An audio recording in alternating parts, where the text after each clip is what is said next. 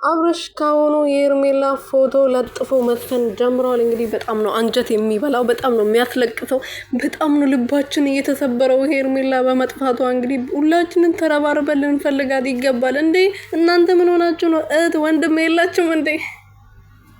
እነዚህማ ወታችንና ወንድማችን እንደዚህ ሲያለቅሱ ጋሼ እንደዚህ ሲያለቅሱማ ዝም ማለት የለብንም። ለወንድማችን ስንል እቺ ሴትዮዋ ፈልገን ልናገናኘው ይገባል። ይሄ ወንድማችን አብዶ ወይም ደግሞ ጨርቁን ጥሎ ሳይሄድ ማለት ነው።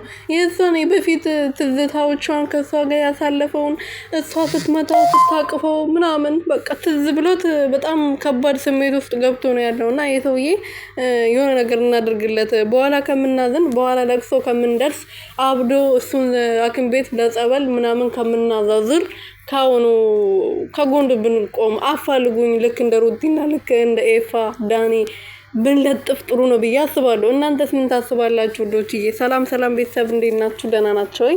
እና ለእግዚአብሔር ይመስገን። በያላችሁበት ሰላማችሁ ብዝት ትርፍርፍ ይበልልኝ። የኔ ውድና ወርቅ የሆናችሁ ቤተሰቦች ለዚህ ቤት አዲስ የሆናችሁ ሰብስክራይብ፣ ሼር፣ ላይክ እያደረጋችሁ ቤተሰብ እንድትሆኑ በትህትና እየጠየቅኩኝ አቶ አብርሃም እንግዲህ ለሄርሜላ እንደዚህ እያለቀሰ ፊቱን ይሄ እንትን የሚመስለው ከንፈሩን ጥሎ ሎምቦጩን ጥሎ እንግዲህ እያለቀሰ ይገኛል። አይዞ አይዞ እንደዚህ አትሆን፣ ጠንከር በል እንዴ!